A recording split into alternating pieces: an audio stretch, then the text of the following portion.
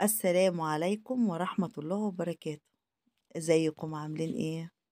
ان شاء الله تكونوا بخير وفي احسن صحة واحسن حال، ودايما يا رب بخير. النهاردة هنعمل مع بعض كبسة بطريقة سهلة جدا واقتصادية جدا.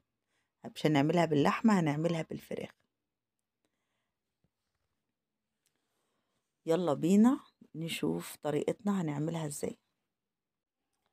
اول حاجة هنسخن 3 معالق زيت في حلة، وننزل ببصلتين مفرومين او متقطعين حتت صغيرة، ونقلب. طريقة سهلة جدا جدا. بعد كده بقى هننزل بعودين قرفة وليمون مجفف ورق لوري، هننزل بيهم على البصل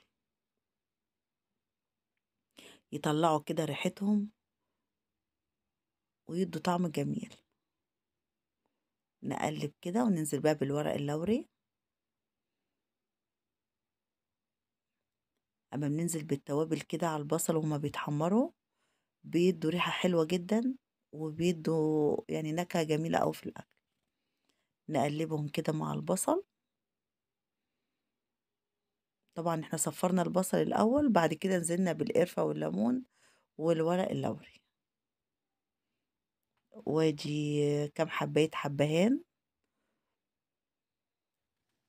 ومعلقة بابريكا، ومعلقة كمون، ومعلقة جنزبيل، ومعلقة زعتر، كلها معالق صغيرة ممسوحة، ونقلبهم كده مع بعض.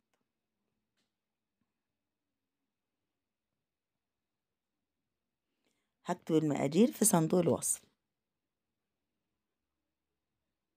هنحط بقى السكر بتاعنا 2 معلقة كبار علشان نكرمل البصل. دي بقى تبقى كبسة مكرملة. ونقلب كده، تفرق جدا في الطعم، بيبقى طعمها جميل جدا جدا. كبسة بقى على طريقتي. بنكرمل كده البصل مع التوابل.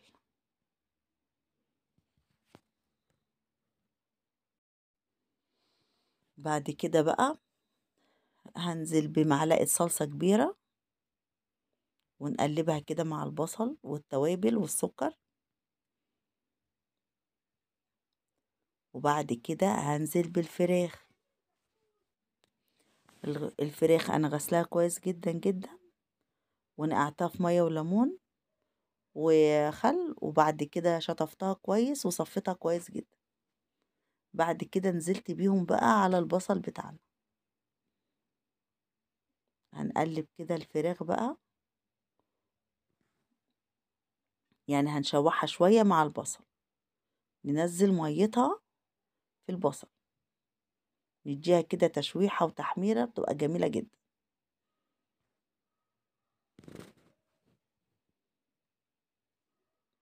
5 دقايق ونقلب كمان.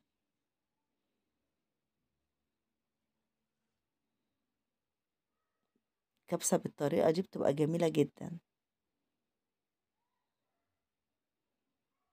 كبسة بقى بالطريقة المصرية.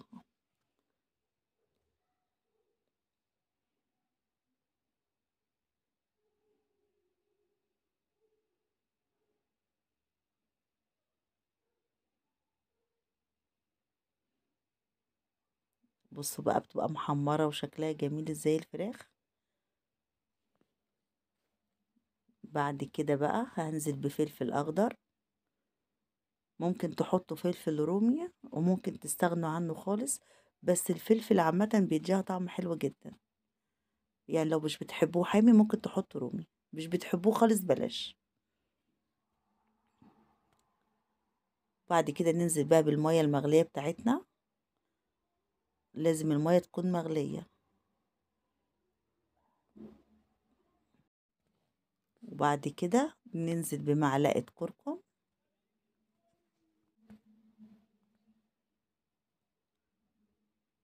وحبة زعتر كده ونفركهم بايدينا عشان يطلعوا الريحة الجميلة، ونقلب. بعد كده بقى هنزل بالفلفل الأسمر،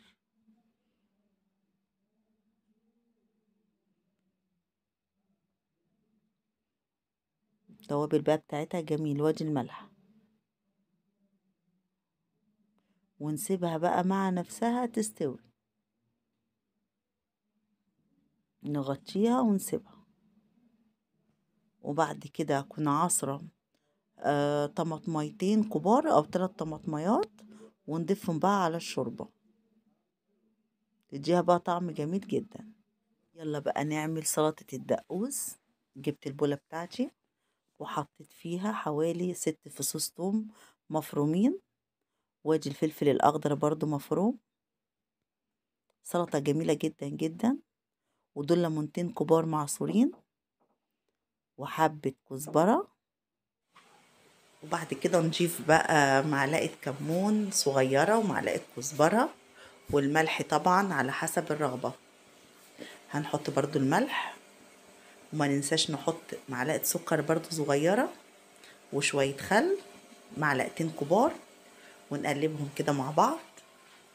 وبعد كده بقى نضيف الطماطم المعصورة. السلطة دي بتبقى جميلة جدا جدا مع الكبسة ومع الرز المبهر، يعني في العزومات بتبقى تحفة بجد. وكده سلطة الدقوس بتاعتنا خلصت. هنرش كده من فوق حبة كزبرة كمان، كده جاهزة. وادي الرز بقى. الكاميرا كانت مفصولة وانا بصور بس ما خدتش بالي، هقول لكم انا عملت ايه. بعد ما الفراخ اتسلقت في الشوربة طلعتها، وكنت غاسلة الرز ومصفيه كويس جدا، وبعد كده ضفته على الشوربة ووطيت عليه، وحمرت الفراخ وشها في الفرن. بس كده. وادي الرز كده استوى معانا. هغرفه بقى في الطبق بتاعنا. وادي الفراخ برضو بعد ما حمرت وشها، وسلطة الدقوس الجميلة. ودي احلى كبسة اقتصادية وعلى قد الحال وعلى قد ايدينا، بمكونات بسيطة جدا وطريقة سهلة جدا جدا. واسفة لو في حتة اتقطعت من الفيديو، الكاميرا كانت فاصلة وانا ما كنتش اعرف. الحمد لله حصل خير. اتمنى طريقتي تكون عجبتكم والفيديو يكون عجبكم. ولو عجبكم الفيديو وعجبتكم الطريقة، ما تنسوش بقى تعملوا لي لايك وشير وسبسكرايب واشتراك في القناة عشان يوصلكوا كل جديد. والسلام عليكم ورحمة الله وبركاته.